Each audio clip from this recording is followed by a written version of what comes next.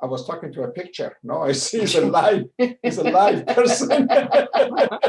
You keep talking very well in front of a picture. The picture was a better choice. Suddenly I see a live person is there.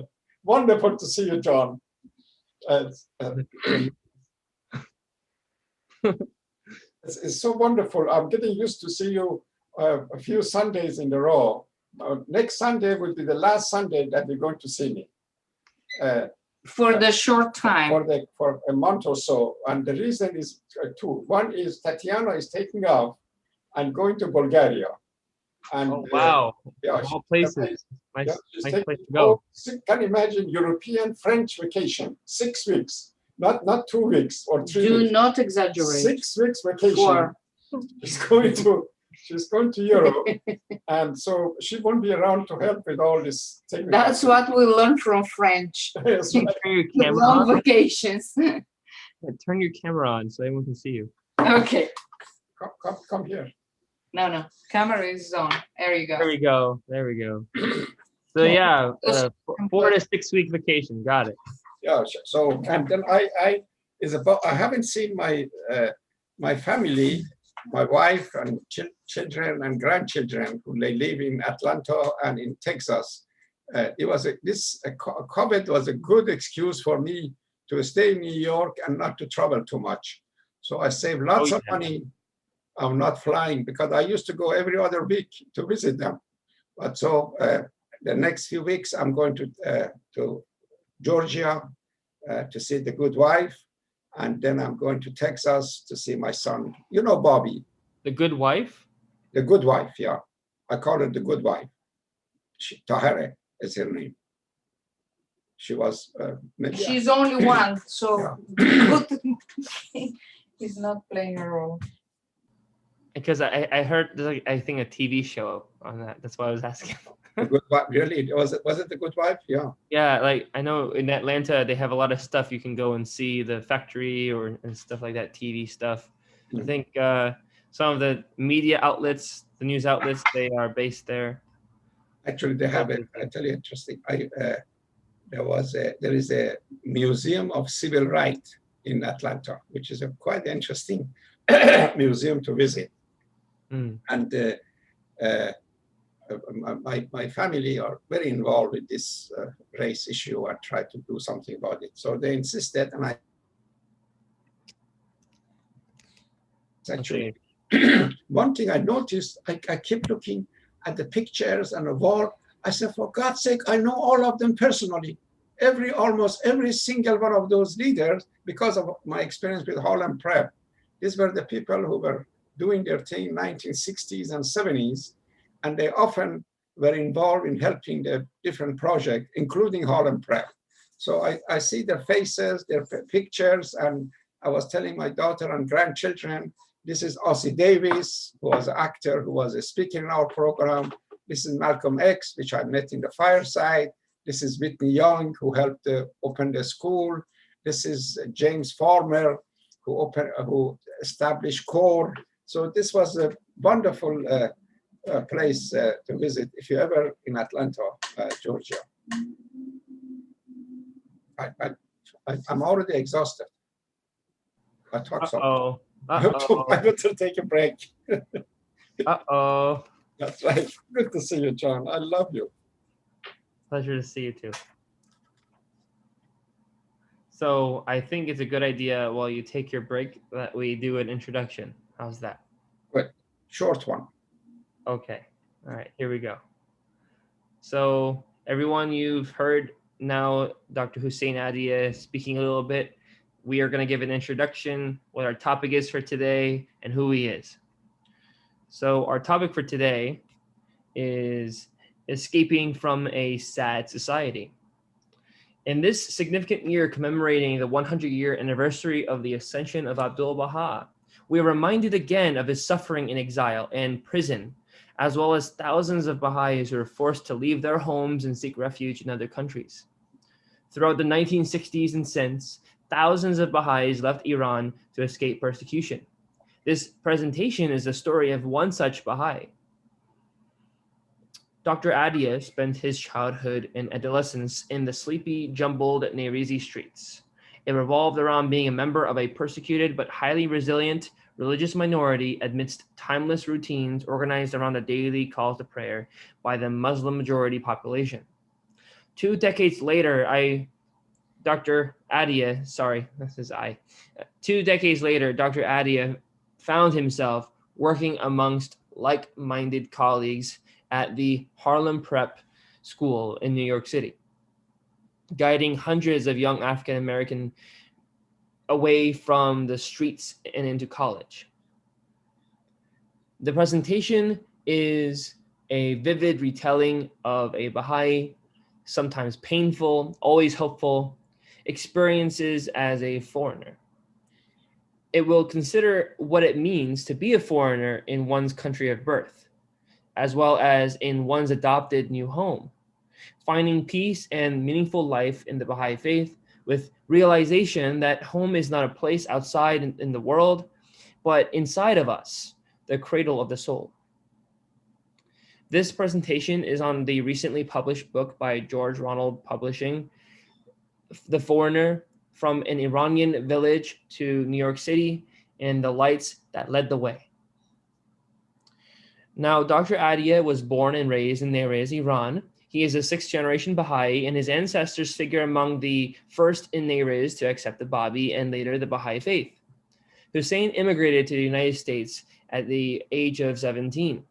Like many immigrants seeking a better life in America, he worked and attended college in the New York area. Oh, Dr. Adia, I heard you talking? Yeah, I told my assistant that she should send a link to some friends who showed interest to participate in the program. Of course. Yes. So to sum up the biography for Dr. Adia, he has written several books, which is recommended that you read. One of them, which we're going to be discussing today, is the book, The Foreigner. And it's something you can access through going to George Ronald Publishing, and you can get that book there. Dr. Adia, is it available online as a audio, maybe audio book, but a digital book? Actually, it's available as a print through the Baha'i bookstore and Amazon, and then also is an audio version, and also available as an ebook. The Baha'i bookstore are they're becoming very efficient and very quite professional. So they did a very good job in terms of distributing it and making it an audio book and all that. So this is actually it's so interesting. When you were describing me, I almost start to cry. I said, who is this poor boy who has suffered so much? And then I realized it's me. So thank you, John. It's a pleasure to have you here today, and we really appreciate you coming, and more importantly, speaking about the subjects that are found in your book. This 2-part event that starts today and we conclude on next Sunday. And thank you everyone who's joining us on Zoom and YouTube and Facebook.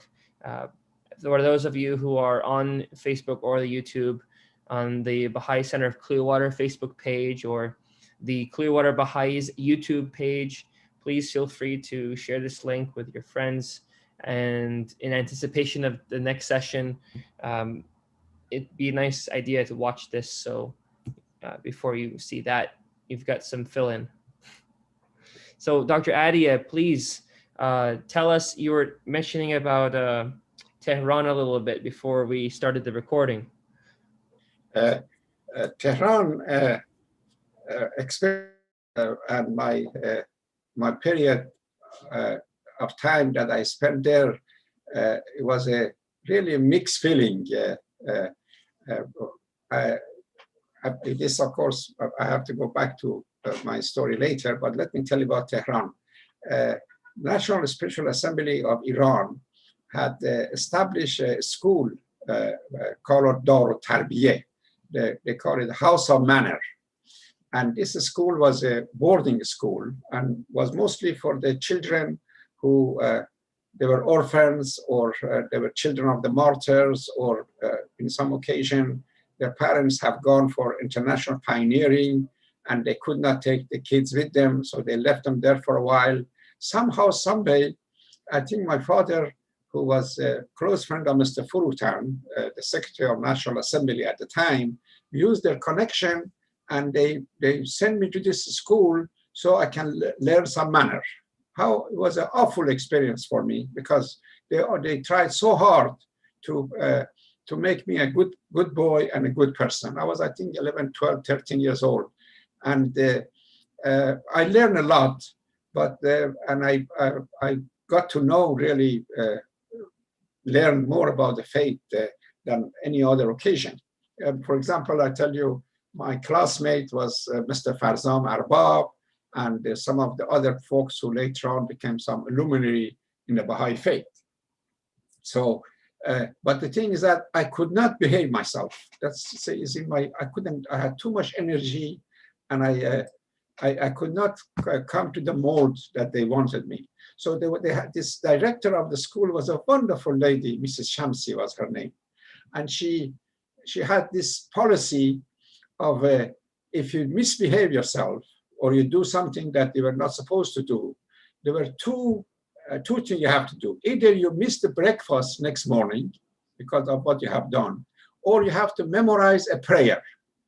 And next day you have to recite it in front of everybody. And if you recite it well, then you can join and have your breakfast. So that was the story of my life. Almost every morning, I have to get up in front of the people and recite a prayer. I really believe that I recited 150 to 200 prayers by heart just to participate in the breakfast session. And nowadays, especially with the Persian, when they chanted the prayer or read the Persian prayer, even though I cannot remember the entire prayer, but certain part of it right away come to my mind. It's amazing that, you know, sometimes what the memory can do. So Mr. Furutan, who was a sort of educator himself, was a leader of these schools and was guiding how the program should proceed. So in order for me and so be a better person, he would take me to National Baha'i Center and use me as an office boy. And it's amazing that he would give me, take this letter to, you know, it was a big, amazing operation. You know, they had 1,000, 100,000 Baha'is around. So Mr. Furutan was almost act like a minister in the government. How many assistant, driver, house, office. It was a beautiful arrangement. So I was one of those people who helped him. And I remember one occasion was so sweet. As soon as he gave me a letter to take to somebody, right away I start to read the letter. Of course, it was not nice because some of this corresponding was confidential. So what he would do, and I'm going to stop soon, he would give me a letter, turn it around, take my one hand, put it on top of the other one, cover the letter. He said, go and give it to Mr. Daragahi, for example. So this way, it would prevent me from reading these confidential materials. So this, one more thing happened. It was the summertime, and it was very hot. At the middle of this National Baha'i Center, there was a pond. There was a little pool of beautiful water and all that. And it was so hot, and I don't know what came over me. I took my clothes off. Of course, I kept my underwear, and I jumped in the pool. Oh my God. They run to Mr. Furutan, and they said, Hussein is in the pool. Poor guy, Secretary of National Assembly. He ran out of his office. He came to get me, and I was so afraid. He would be on one side of the pool. I would run to the other side. He would come the other side. I would run to the other side. So this went for a while. I was really afraid for that. So later on, God bless him, he came to New York a couple of times, and he would stay with us. And he would always remember those occasions. He said, you age me, Hussein. Tell the story when you drive to Green Acre. On another occasion, thank you, Tatiana. He was supposed to be a teacher in the Green Acre Baha'i School. And I was supposed to drive him to this summer school. So he and his wife were sitting in the back seat of the car, and Dr. Taraz, my good friend, was sitting next to me. So they start to tell the stories, and I told one of my funniest stories. My God, I cannot repeat that story. It's a little bit off color. But then he started to laugh so much that he could not breathe anymore. So his wife in the back seat said, Hussein, Furutan is dying. So I had to park the car quickly, untie his tie, and open up his tie and give him some air. And then, thanks God, we had a doctor in the car who almost saved him. And rest of my life, I was feeling, can you imagine if the hand of a cause would die in the back seat of my car and goes into history that he died because of the jokes of Hussein? This was really, it's been terrible. I would be damned for sure forever. I would go to hell. But that, anyway, saved him, and I love him, and I miss him very much. God bless Mr. Furutan. To go back to the stories of the book that you introduced, George Ronald, as you know, is a major Baha'i publishing trust. Has started from the time of the Shoghi Effendi.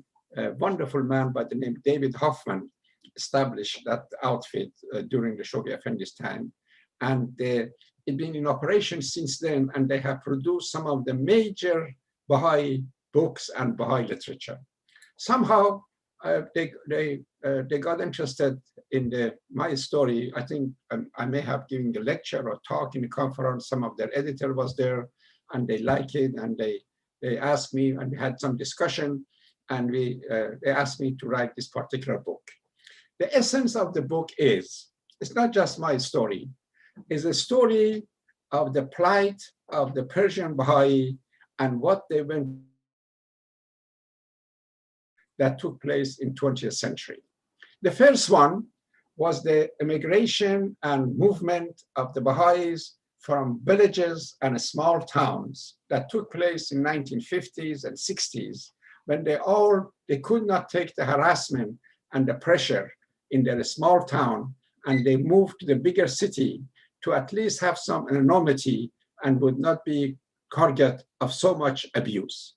So this happened, thousands of them moved to the big cities, even though it was discouraged because too many Baha'is in Tehran and too many Baha'is in Shiraz or Abadan or Isfahan or other places was not really the spirit of the faith. We were supposed to be expanded, going places, decentralized and all that. But you could not fight so much pressure that they were going through. This went on for a while, and my family was part of that, and I will tell you more about that. The second exodus that took place, unfortunately, happened in 1979 with the coming to the power of Khomeini, and the new persecution of Baha'is started, and thousands of them moved to America, moved to Europe, moved to Australia and other places.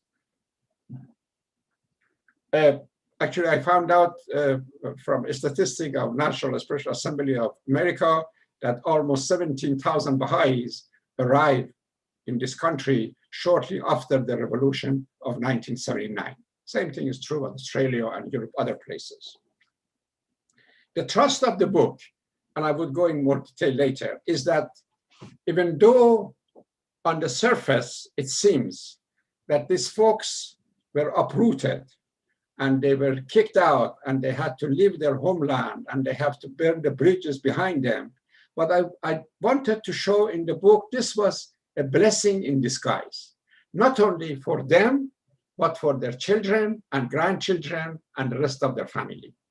I wanted to show in the book that this exodus, especially in 1979, led to coming of the Baha'is to different communities all over the world, helping to form the assembly, helping to increase the contribution, helping to strengthen the small Baha'i setting in different places. And this was also, I kept telling and looking around, I said, okay, what would happen if my family were not persecuted and we would have a stayed in Nayrizi? I promise you, of course, as a Baha'i I'm talking about. As a Muslim, I easily could have 4 wives and some piece of land and lots of goats and lots of lambs and all that.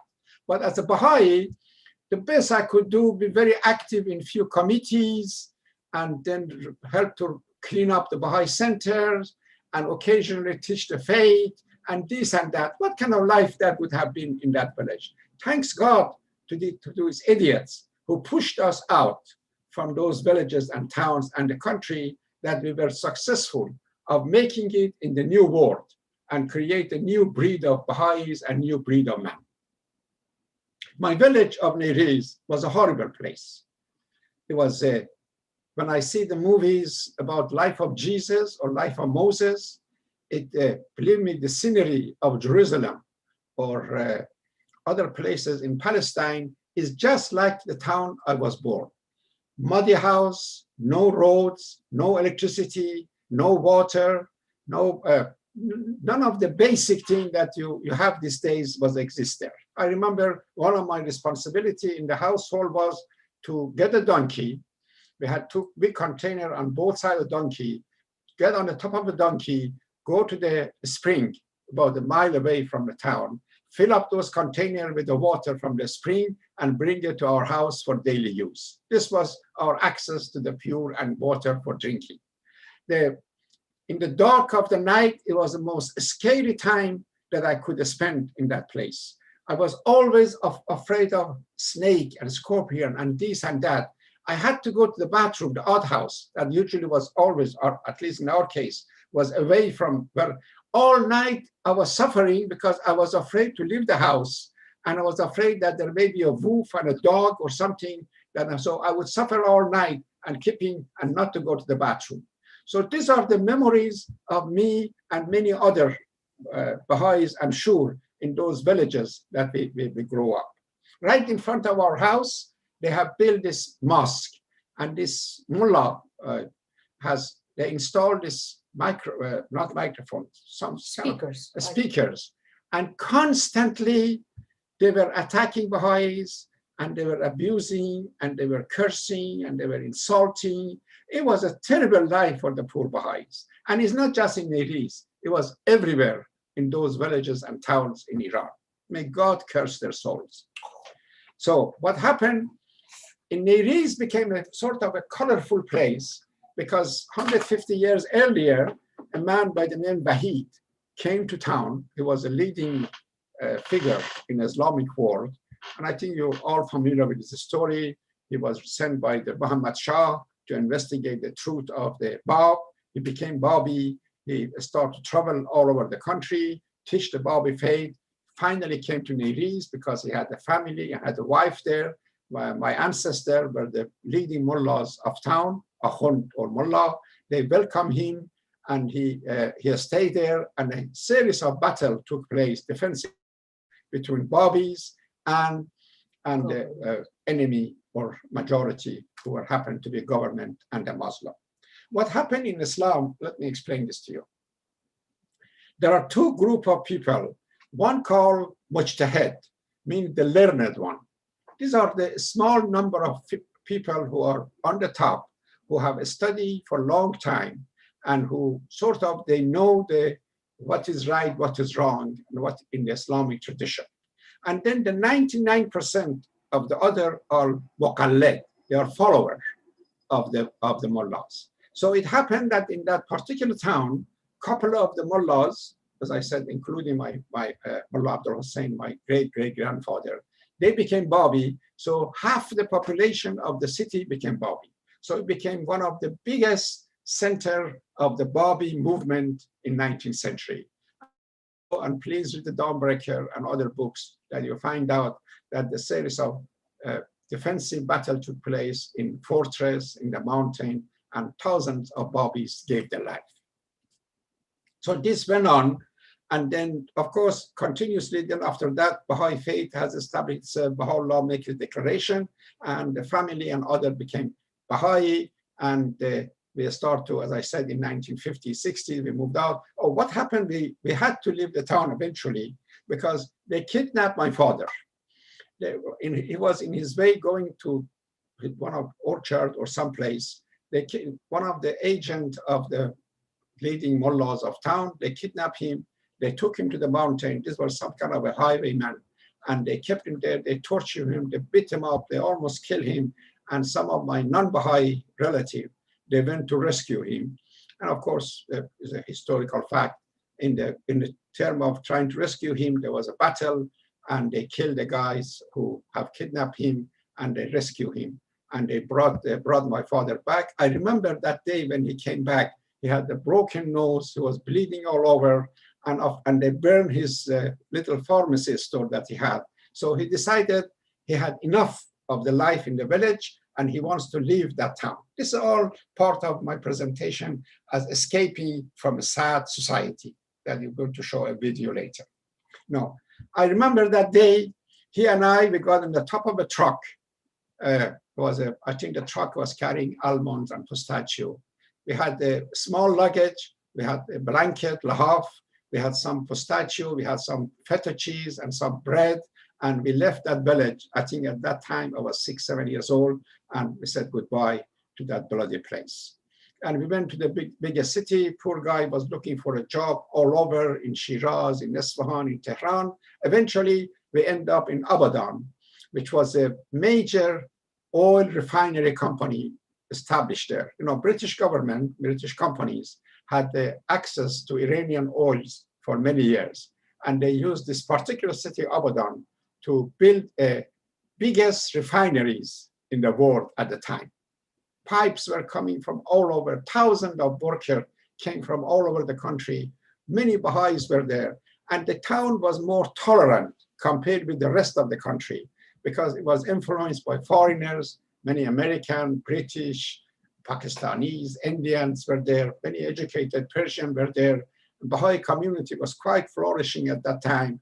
The assembly in that town was a very powerful and quite an established, wonderful member of the assembly. I remember that. I had a wonderful memory from Abadan.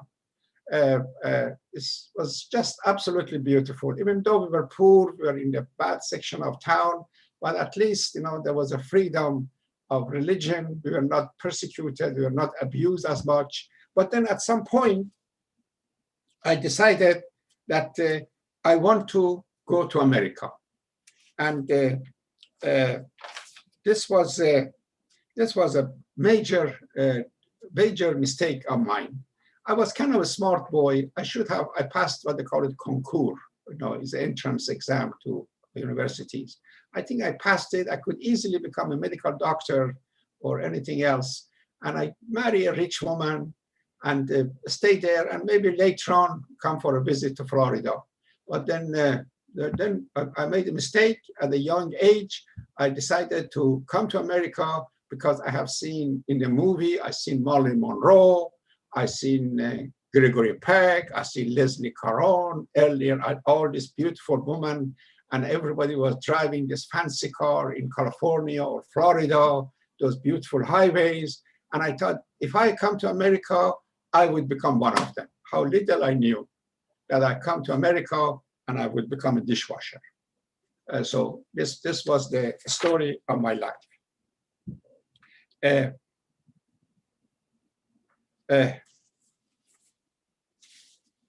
I think I take a break. Let's show that video, and then if there is any question and answer, I would continue, and I collect my mind together and I share some more stories with you. Okay, Aziz, you can show the video now. One my time. Thank you, John.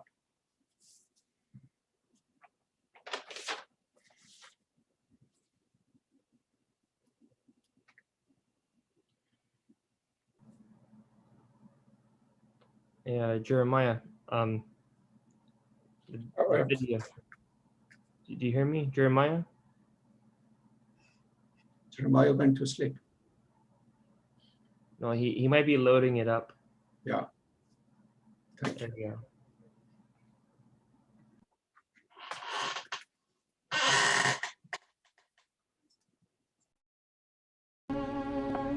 I remember a torrent of refuse and mud running over the unpaved streets when it rained.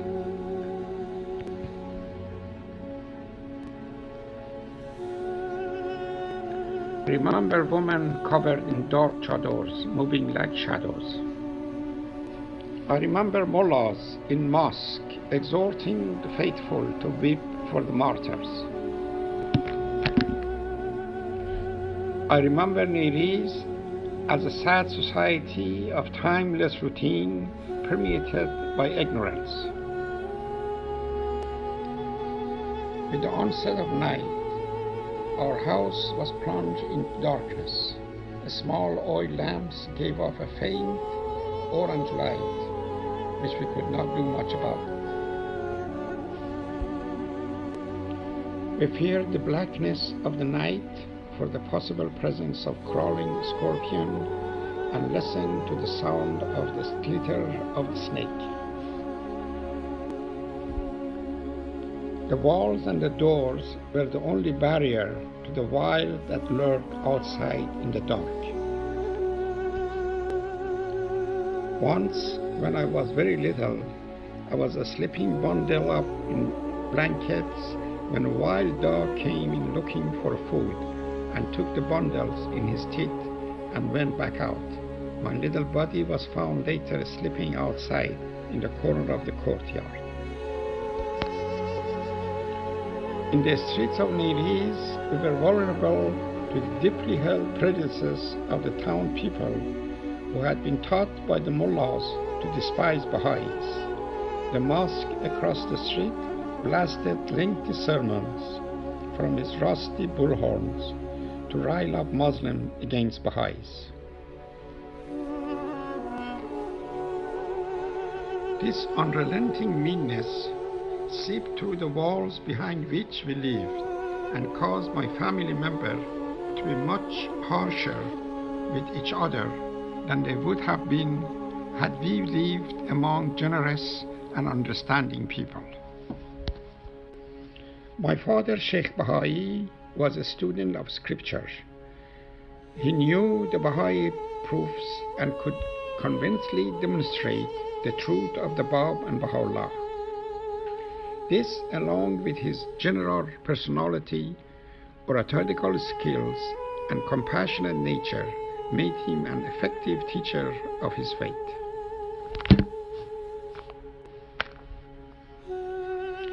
My father spent much time in prayers. When I asked him why he prayed so much, he answered, "For you." And in the coming years, I often felt that I was being helped by the prayers that he had uttered for me.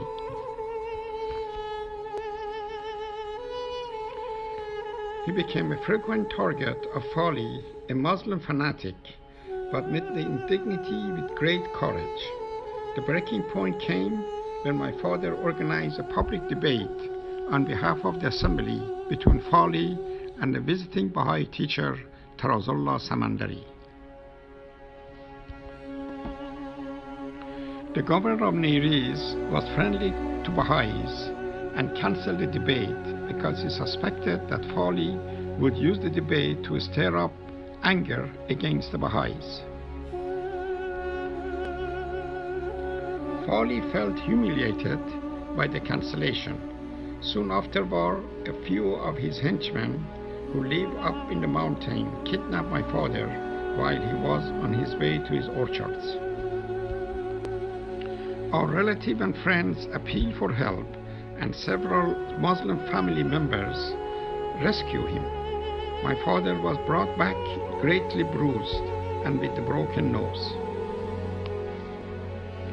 The kidnapping convinced my father that we had no viable future if he stayed in Nayrizi. The constant grinding away of sources of income, public dignity, and future plans left Baha'is families with few options.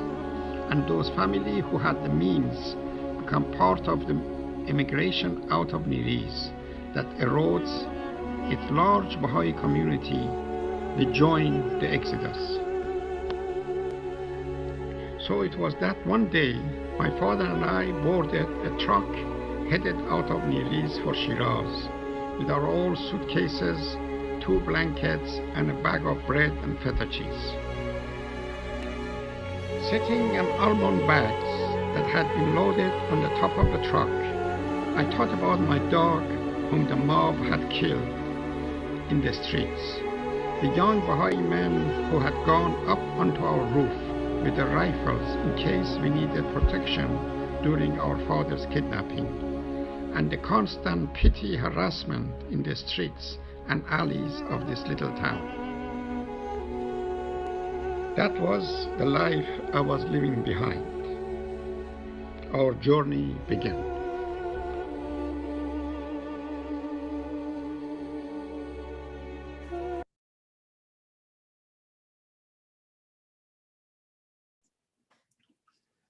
Thank you for showing that.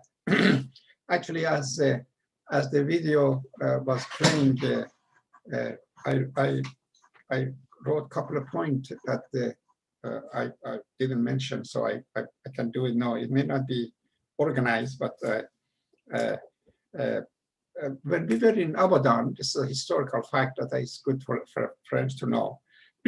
As I mentioned, there was a major refinery there, and thousand workers were there.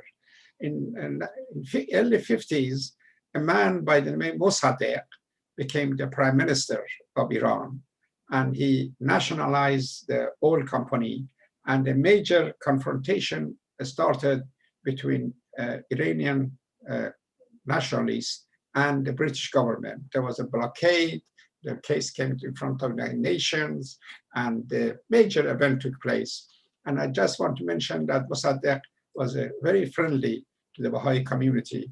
And I read someplace while the prime minister was in New York attending UN session to defend the Iranian case, he met with the member of National Security Assembly of America and shows his sympathy and his affection for Baha'i community of Iran. So this I just want to mention as a comment.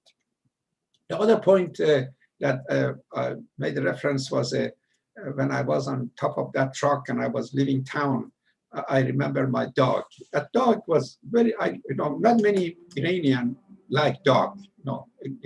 This is one of those things that in Islamic world, dog najas, unclean.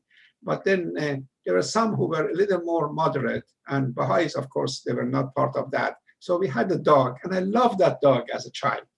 And I remember during the month of Muharram, this is the month that the good Muslim commemorate the martyrdom of Imam Hussein. Imam Hussein was a grandson of Prophet Muhammad, who was martyred more than 1,000 years earlier in Karbala, along with 72 of his followers.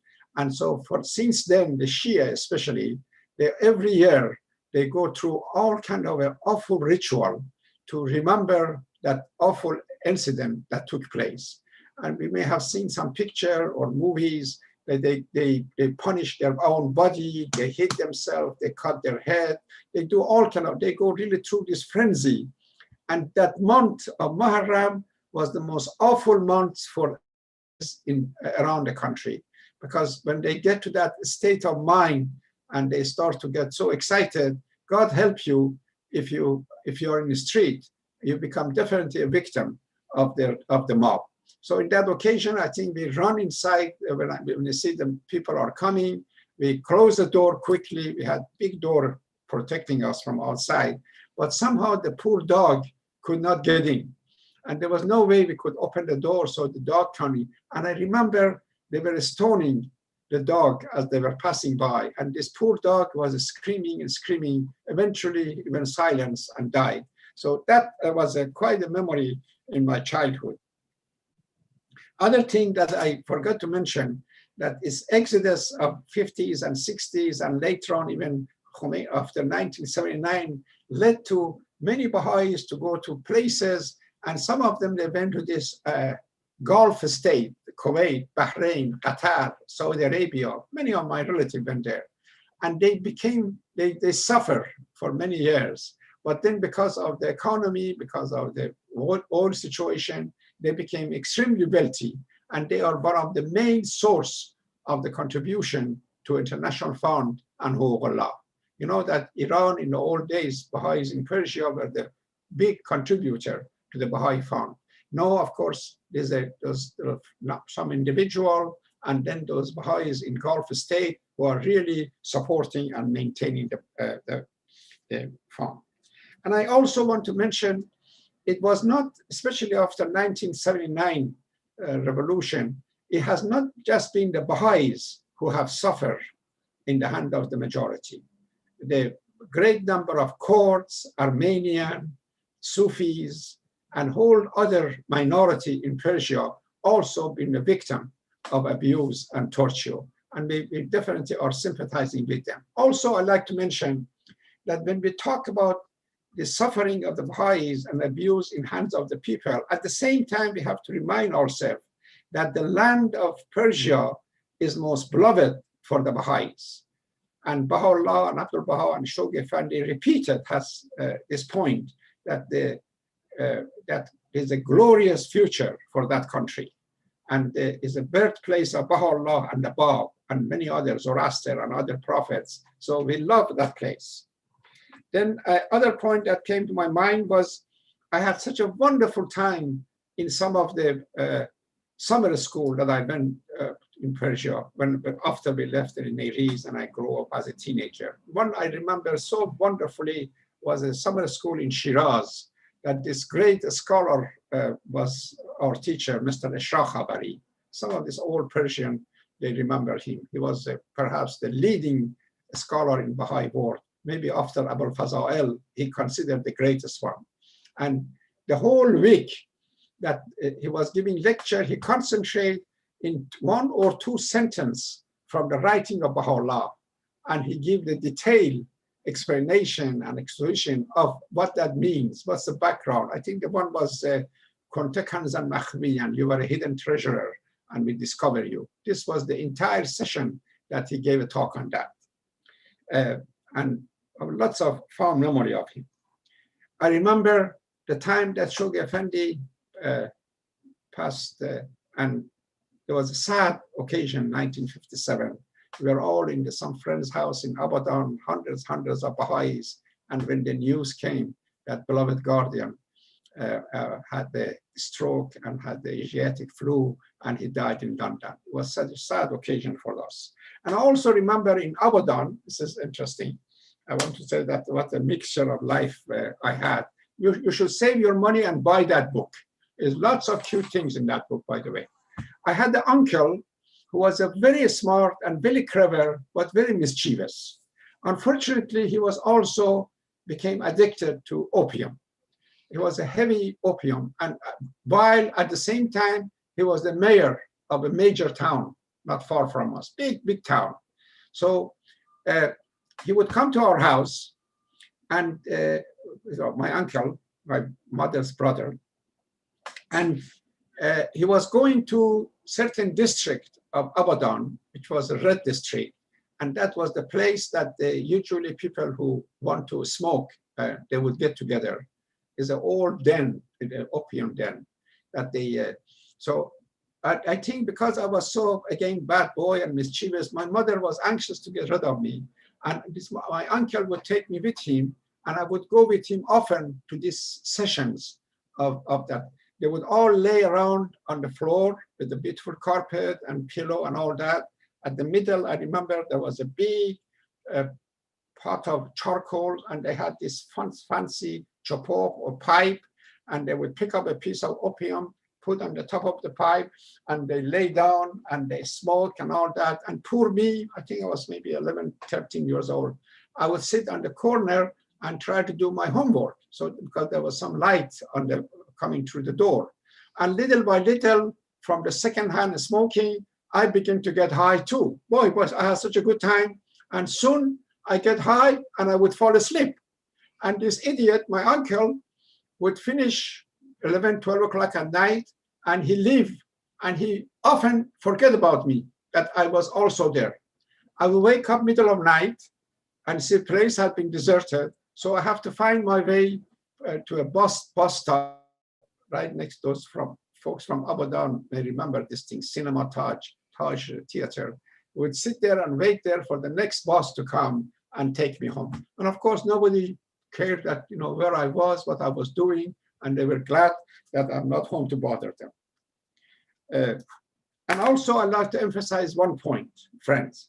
It's true that the good number of Baha'is left the country, and good number of them are still active and they are successful. But they're really the heroes of the faith, I would say, are the ones who remain behind. They are steadfast, they resisted, and lots of them, of course, they could not find a way of getting out of the country, but they are maintaining the fort. And God bless them, and they have a special role they have played in the history of beloved faith. I think I would stop here, and if there is any question, I would answer, or whatever John suggests. So there are a few questions. There is a question from Carl, and the question is about your mother. What happened to your mother after you left your country of Iran for the United States? My mother was a very simple woman, and it's amazing when I look back and I see the contrast between my father and mother. My father was from a sort of a learned branch of the Baha'i community, from generation after generation. For many years, his father and himself was a secretary of assembly, was a speaker, was a writer. And I want to know the Nayrizi Baha'i community had thousands of members. It was one of the largest Baha'i community in the country. But then my mother was from a sort of a wealthy family, and not much of education, but a pure heart. And it was an amazing combination that this marriage lasted so long, even though there was hardly any common ground between this man and wife. He had a number of children. Her main responsibility was to raise her children. And she did a wonderful job. Thanks God, my brothers and myself, thanks to her effort, we survived and we are still alive. She was a good woman. I remember in the airport when I was leaving Tehran, when I came to America, it was a mixed feeling for many people. They knew they're not going to see me again. And it's sort of farewell party that is going to new world, and that's the end of it. Almost 100 people of friends and family went to Tehran airport to say goodbye to me. And my mother told me in the tears in her eyes that, son, in America, please stay away from bad women, don't gamble, don't drink. So this was her basic advice, that she was afraid that if I come, I get tempted. And I'm not going any further what happened later at this point. It's for next session. Well, thank you for that. So there is a question from Winnie Mating, and her question is,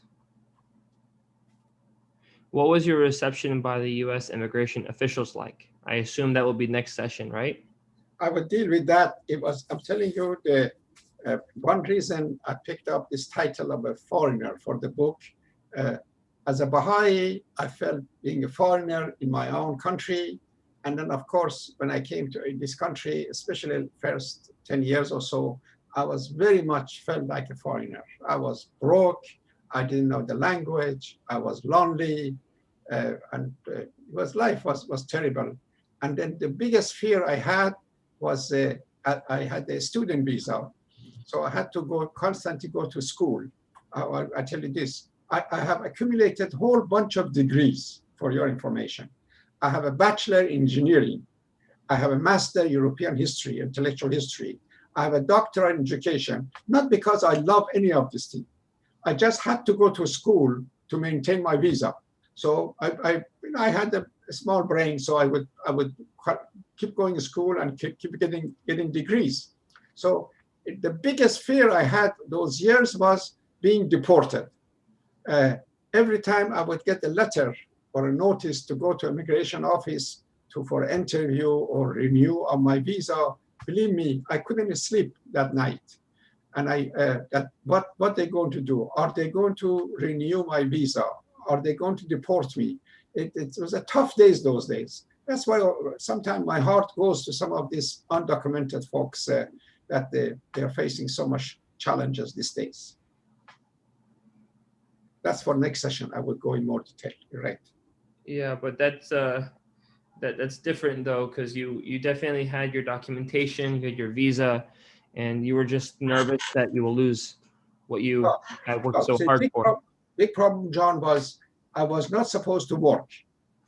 You know, my visa does not allow me to work. So I had to work illegally, and I had to work for cash. So this was the biggest problem, you know, feeling guilty sometimes that I have to do all kind of things. But then at the same time, you know, you have to survive. You do what you have to do to survive.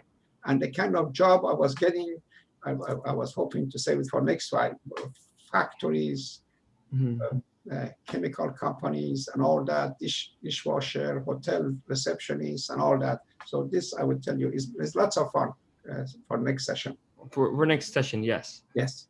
So Carl had a question for you, and his question was, and I think you answered it, but nonetheless, his question is, did your mother accompany you to the United States, or did she stay in Iran? And where is she now? Why Carl is so interested in my mother? That's wonderful. Thank you for reminding me. Really, this is a good occasion to remember that. No, she stayed behind, and she, my rest of brothers were there, and my father was there. And later on, she came to America, and my youngest brother was taking care of her toward the end of her life. I remember another cute story I can tell you. I was trying to make the American dream at some point, and the part of American dream to buy a house. You know, you have to do it. You have to buy a house. So I have saved earlier. I have saved $5,000 from the work of myself and my wife Tahireh, and they wrote me from Iran that if you have any money, send it to Iran.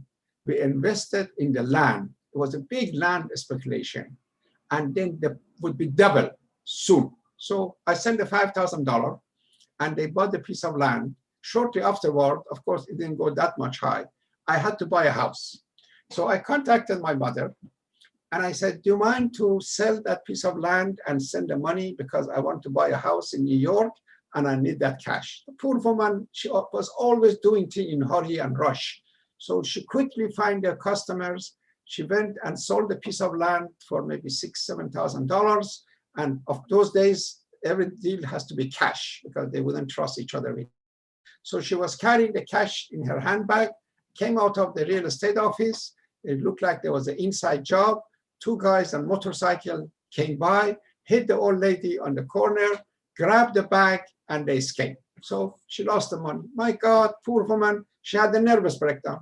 Awful, like they keep writing what a bad shape she is, what's happening to her and all that. We don't know what to do.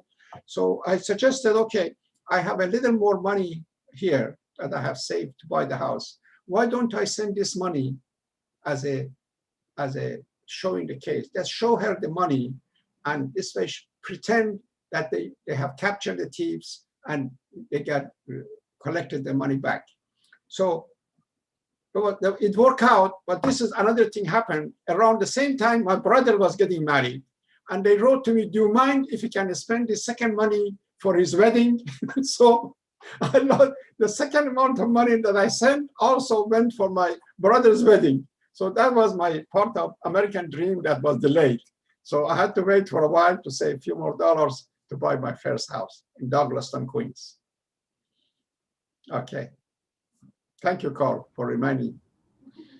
What a story. So you hinted at your brothers. So did they remain in Iran, your brothers? No, my brother came to America later.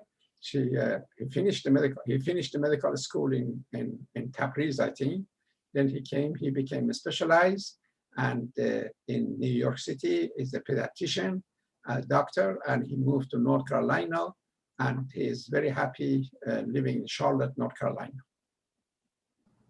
So no other brothers still there? I have no. All my two other brothers. One is a big shot in the U.S. government. I'm not going to tell you what he does, but he's a big shot.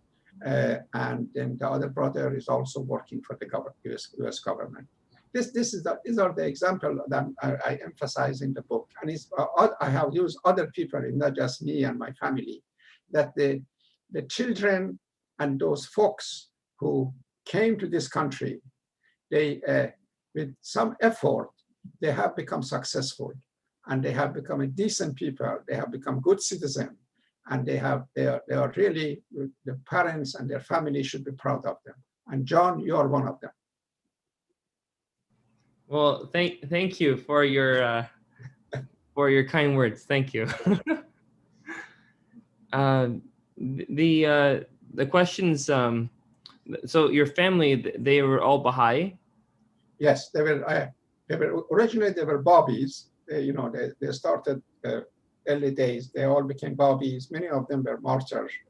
Their story partially is in The Foreigner, but mostly is in another book that Hilary Chapman and I wrote earlier called Awakening, which is the story of Baha'is and upheavals of Nayrizi.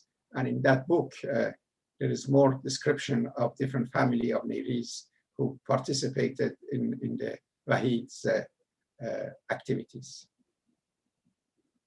I think these are the life of these people, especially those heroes of the earlier faith, and what happened later on to the Baha'is is a beautiful story for a movie.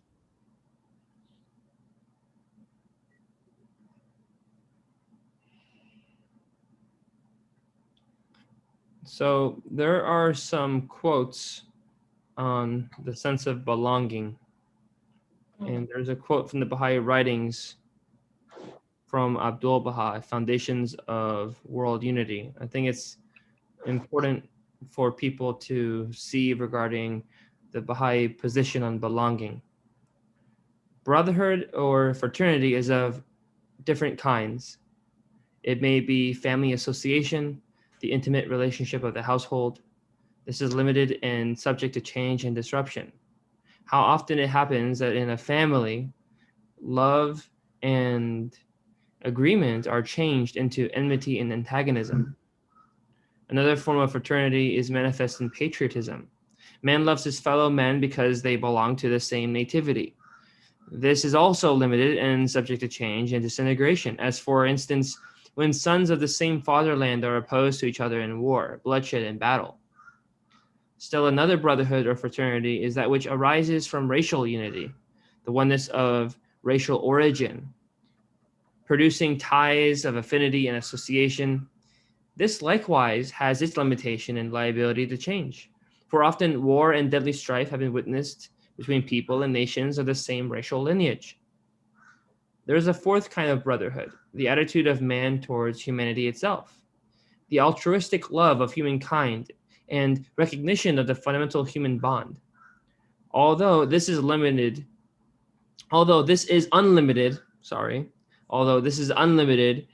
it is nevertheless susceptible to change and destruction.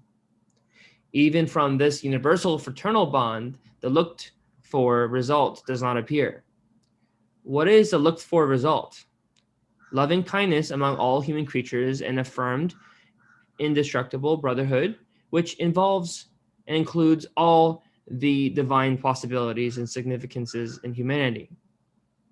Therefore, it is evident that fraternity, love, and kindness based upon family, nativity, race, or an attitude of altruism are neither sufficient nor permanent, since all of them are limited, restricted, and liable to change and disruption. For in the family, there is discord and alienation. Among sons of the same fatherland, strife and internecine warfare are witnessed. Between those of a given race, hostility and hatred are frequent, and even among the altruists, varying aspects of opinion and self and lack of unselfish devotion give little promise of permanent and indestructible unity among mankind. So this is from Abdul Baha, Foundations of World Unity, pages 79 through 80. Beautiful quotes. So there's a question from Miss Winnie Mading. She's asking that you speak of later. Will there be another session? If so, when? I'm hoping, if I'm still alive, till next Sunday. You know, at my old age, days and weeks are important. So next Sunday will be around the same time, and we would pick up the second part, and I think we called it My American Dream. That's basically coming to America and joining the exodus that escaping from that society and coming and enjoying the life in this land. Yes, next Sunday, 11 o'clock. Beautiful, beautiful. And there's a question from Carl. He's asking, is success of an immigrant measured upon the type of job they eventually get after coming to the USA? What is the definition of success in your opinion? That was actually, it was so interesting. In the course of my communication with the George Ronald, when we were working with the editor, they're quite professional working. And I made it very clear that the book, I don't want the book to become, I was poor in my country, I came to America, now I have 6 Dunkin' Donuts shops in different parts of New York City. Or I was poor in my country, I came here as a Greek boy, now I have this fancy Greek restaurant on the corner of 11th Street and 2nd Avenue. None of this thing was really the measuring of the, because most likely some of these people who more or less consider them successful immigrant. So do you have a Persian restaurant? If they would, if they would have, they could have. If even if they would have stayed behind in their own country, they could have made it financially. The idea was really to come here to enjoy to breathe free air, to express your feeling, your views. This was the best thing that could happen to me, especially with my agitated state of mind that was always looking trouble. There was a very good chance that if I would have stayed behind, I would get involved seriously in some of the political movement. You cannot help it as a young man. And I could either end up in jail or could have been hanged by either left group or right group. So I remember, I give you a story. We are lining up in front of the club to buy tickets for this famous Persian singer woman by the name Delkash. The old timers remember her. She was had a beautiful voice. So it was a long line and it was a hot day in Abadan. And it was almost 2 hours we were waiting in line. All of a sudden, this military jeep came, parked right in the front, and this officer came out of the jeep, went to the ticket place and wanted to buy a ticket. Of course, all these goats and lambs in the land, they didn't say anything. And I yelled, I said, officer, we've been waiting for a couple of hours in the line. What are you doing? Boy, oh boy, oh boy, I should not have done it. He turned around, he came to me, and he gave me such a slap. He was a big, stupid looking officer. He slapped me so hard that, believe me, for a moment or two, I think I became unconscious.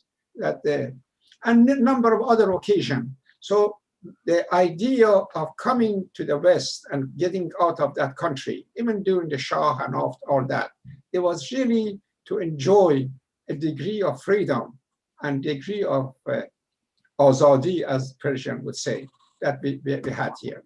Now, success, I can easily define it.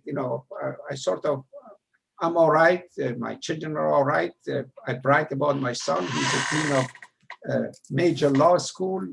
My daughter is a graduate of Johns Hopkins University with a PhD, was a professor there. So but then the idea of coming here, believing in the faith of Baha'u'llah, trying to be as useful as you can be, serving in the Baha'i community, teaching the faith.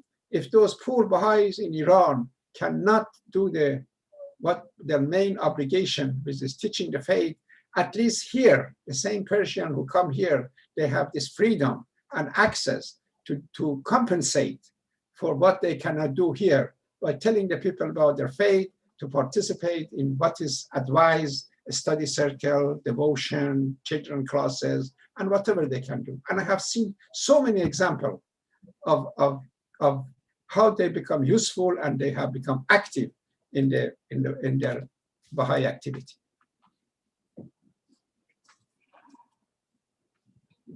So your definition of success as it related to coming to America was in your freedom, ultimately speaking, to have religious expression versus where you come from, to express your religious teachings and to practice freely, and more importantly, to raise children with that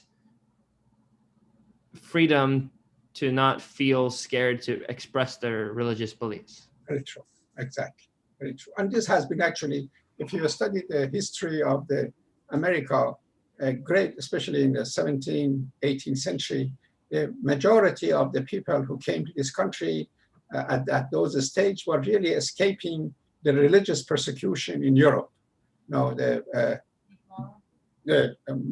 Ann Lee, Shakers movement, and others, they were all really, or Quakers, they were here for that simple reason, not because they wanted to make money in the promised land.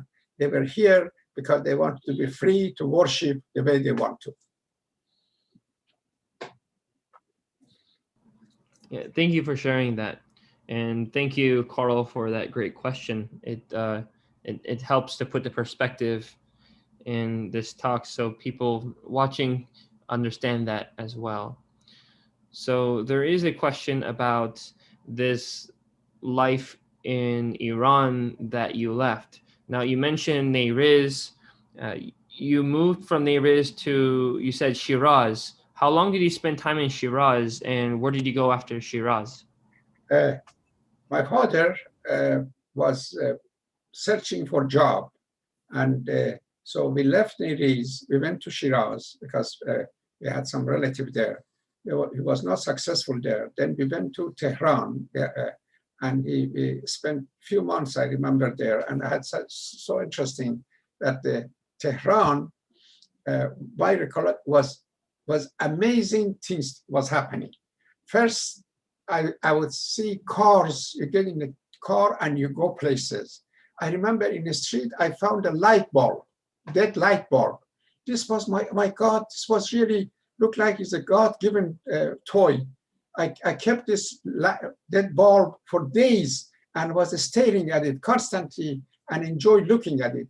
So I would go to, I remember we went to someone's house and I run to the house and I pick up a rock and I hit the door so they can open the door for us. And my father, who was a little more intelligent, stopped me from hitting the door, and he pushed a little button, and then a few minutes later, somebody came, opened the door.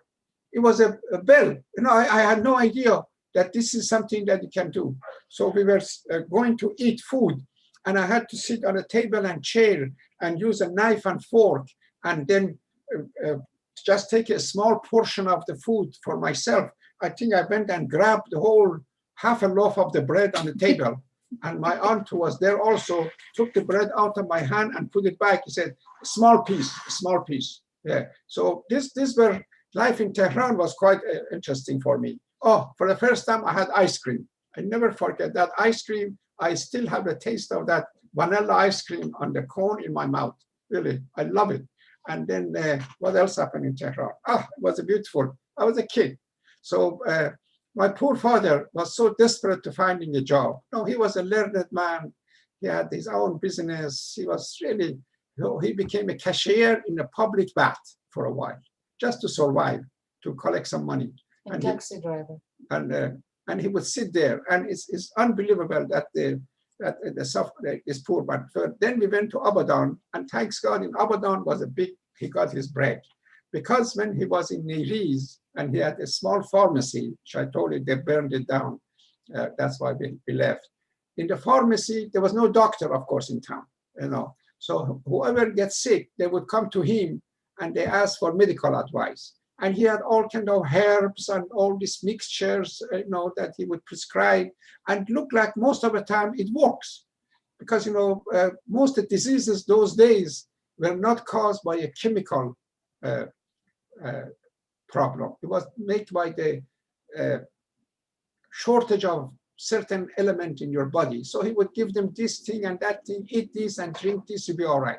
So when he went to Abadan, he pretended that he's a doctor. Not pretend, but he was almost a doctor. He knew. So they hired him as a, let's say, assistant physician. And got a good job, actually, and he was happy with what he got there. That was, Abadan was our eventual place that we stayed.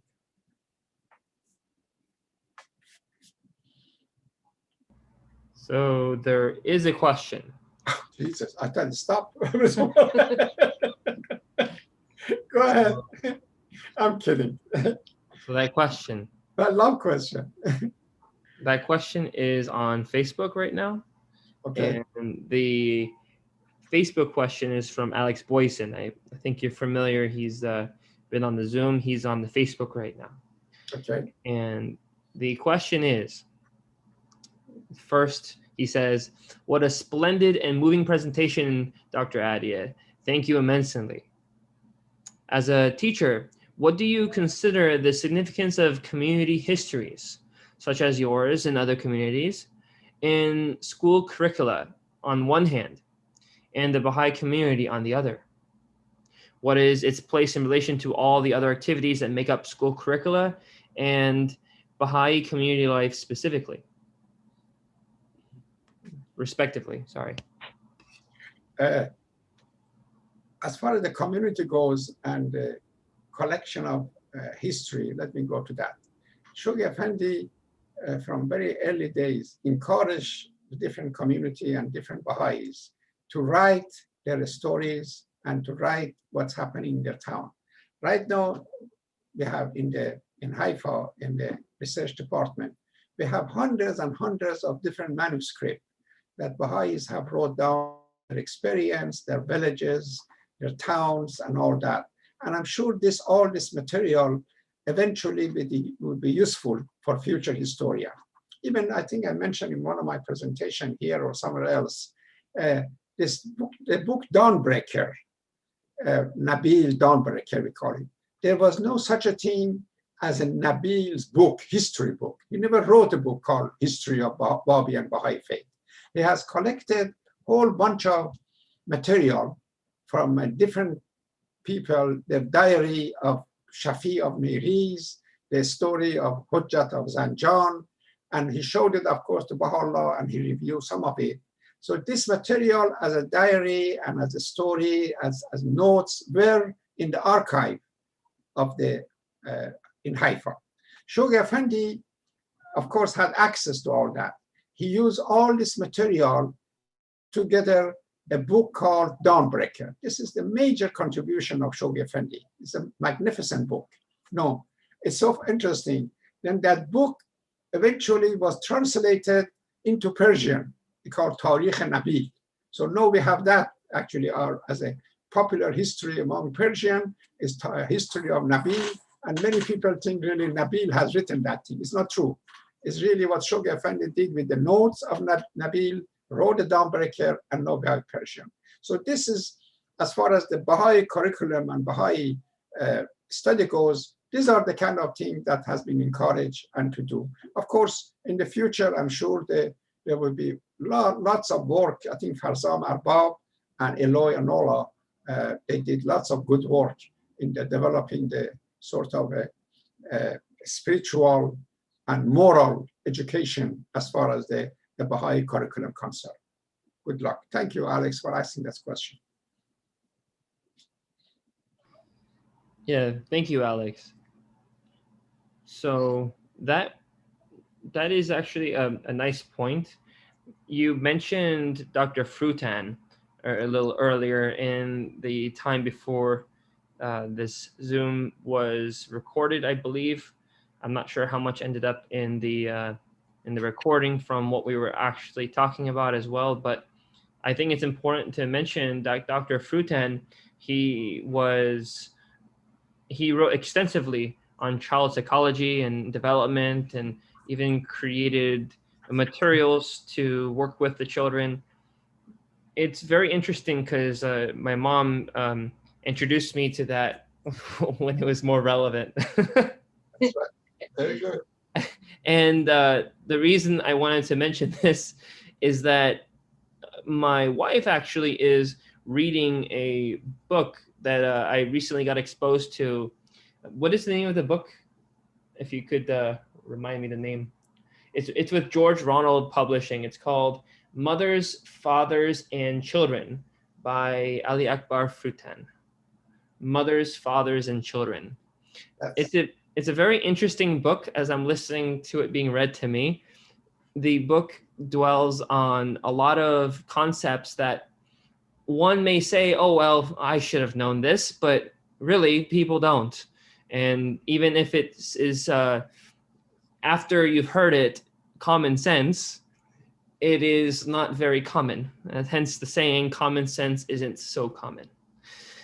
So that point that I wanted to express here is this exposure in your youth to Dr. Frutan and the time you spent with him, which you mentioned the stories, which I cannot help but laugh at.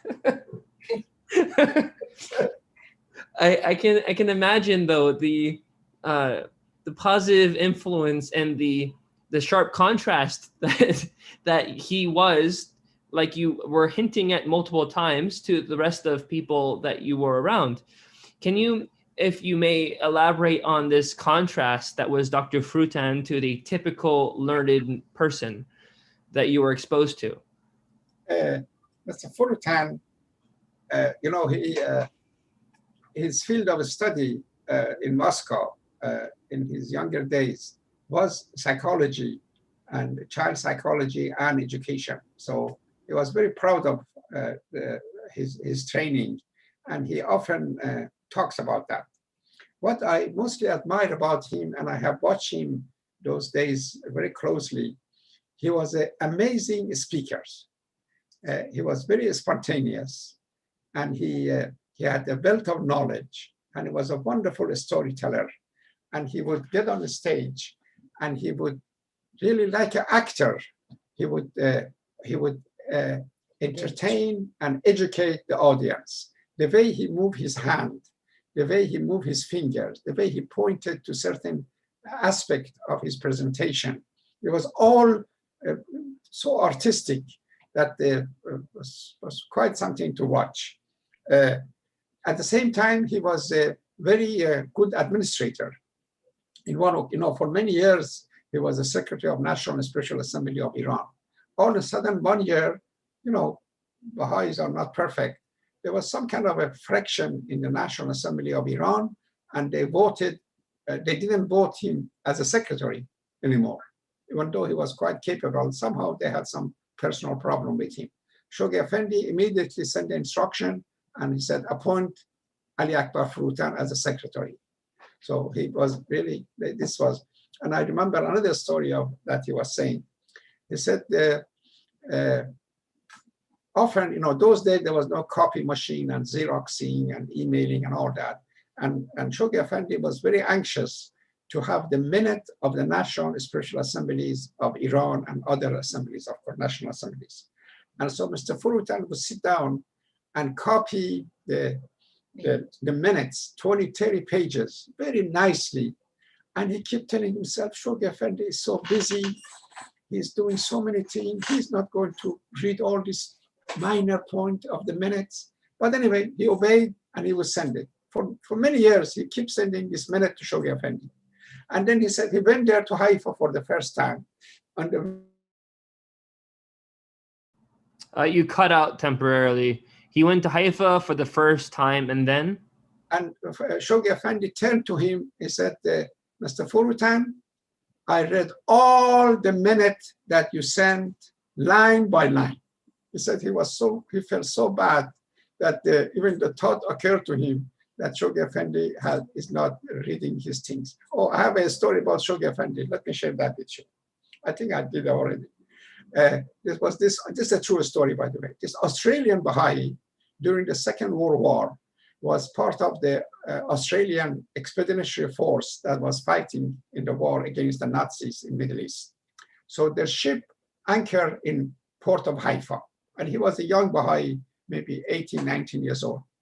They were going to be in the Haifa for a couple of days. So he knew that the shrine of the Bab is there. So he decided to. So he decided to, and then you cut off. If you could repeat. Decided to visit Shoghi Effendi. Okay. Okay.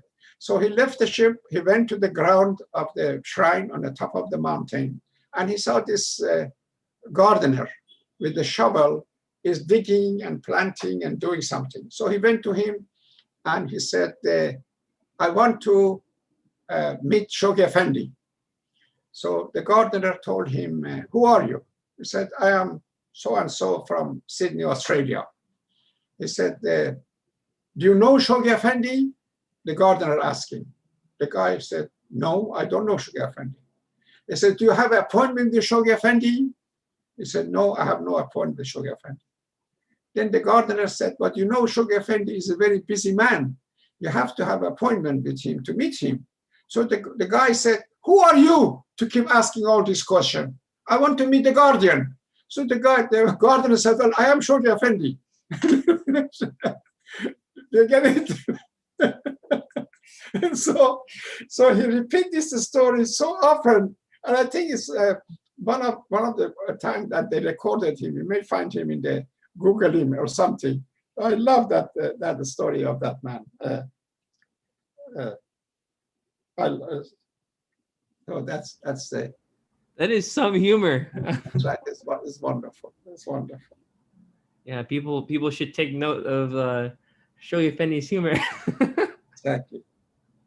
Oh, there's another story. I don't know why I'm in the mood of the telling. story of Mr. Furutan with the unactive Baha'is. With who? In front of the shrine of the Baha. Oh, another story I remember. Two stories of Mr. Furutan, since you like him. One was, he was one of the 9 custodians of the Baha'i faith during the time that Shoghi Effendi ascended and the formation of Universal House of Justice. So one thing he loved to do, he's a very social man. He wanted to be with people constantly. He would get the broom and he would go stay in front of Shrine of the Bab.